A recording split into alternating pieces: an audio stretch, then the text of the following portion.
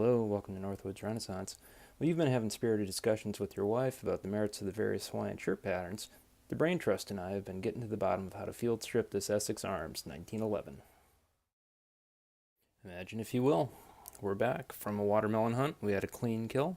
Very sporting. The beast had a fighting chance. And now it's time to clean our weapon so it's fully functional for the next hunt. For my pointer today, I got this anodized 9-in-1 screwdriver set that my mother-in-law gave me in my Christmas stocking. Pretty nice. Step one, as always, safety check the pistol.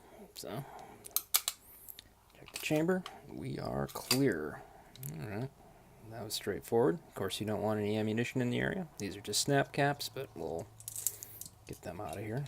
We may as well load them up because they're going to be used at the end for some proving. Now, for the sake of comparison, we've got our Glock here, also safety checked. To break down a Glock, pull the trigger, slightly pull back on the slide, push, that's done, that's done, that's done. Reassemble. Guide rod and spring back in, back on the rail, and function check. Good to go. This is going to be a little more involved, so buckle up. Let's do this. Alright, step one. We've got this plunger here that holds the guide rod and spring in place. We've got the barrel bushing at the end. We'll take a closer look at that once we get it off. And you push down on this bushing, or the plunger, and twist the bushing to about 45 degrees in that direction. And that releases the plunger.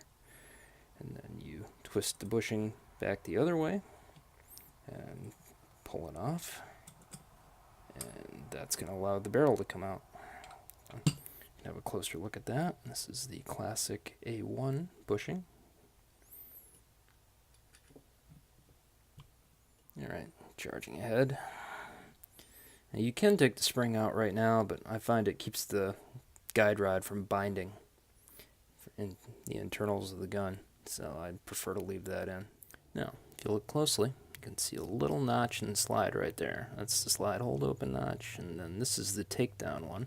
We're going to move the slide back so that the slide release is lined up with that smaller notch.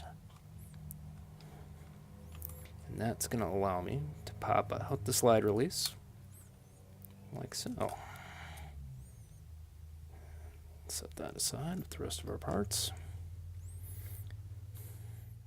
Alright, so at this juncture, we push the slide ahead, and sometimes it fights me a little bit. And, in this case, it was extremely cooperative. That's as far as we're going to go with the frame, so we'll just set that aside for now. Now we can remove the spring.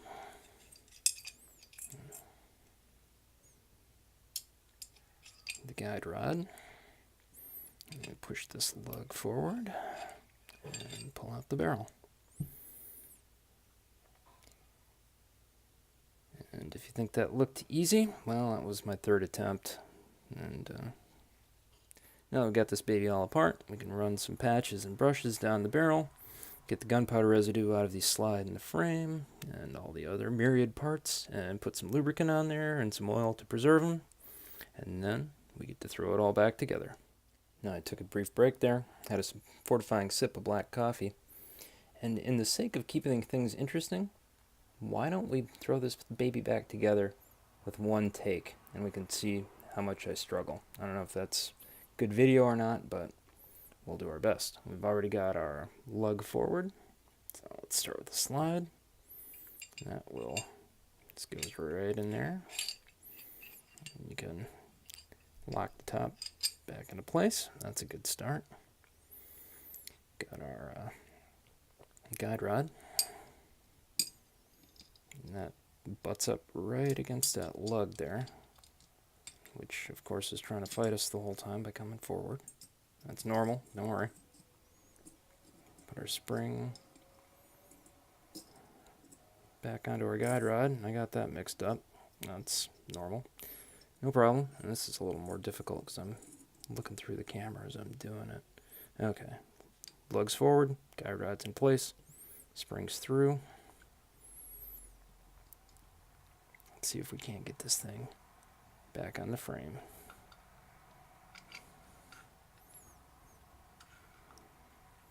Okay, and we reverse the order and push that. Ah, you mother humper.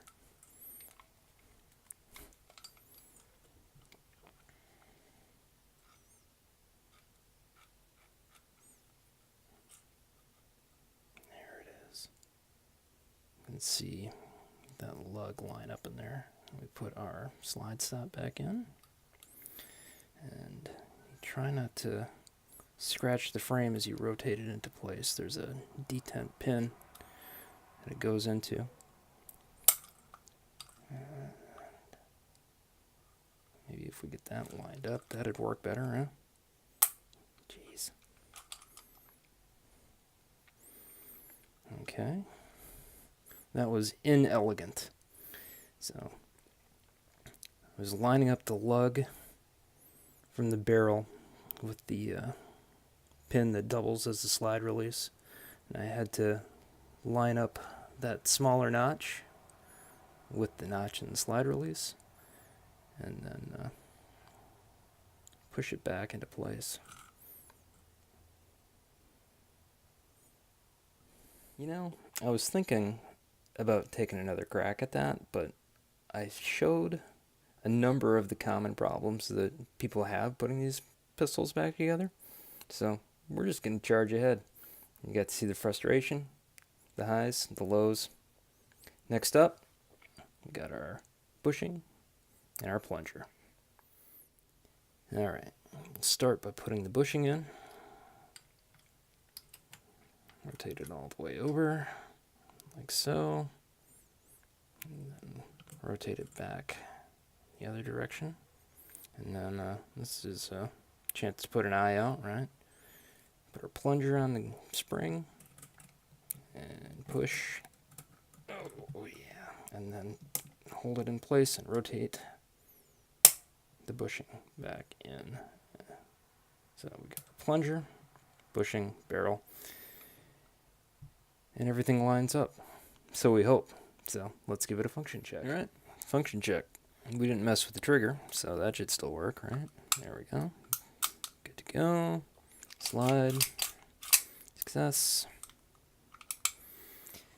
And we've got our magazine that we had earlier with the snap caps. Let's throw that in there. See if it chambers around.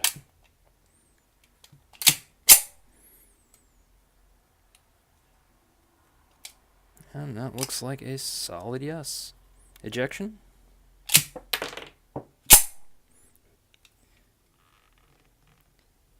And victory is ours. Alright, there you have it. The disassembly, reassembly, and function check of the Essex Arms Stainless Steel frame, Colt 779 slide and barrel, 1911 in 45 ACP.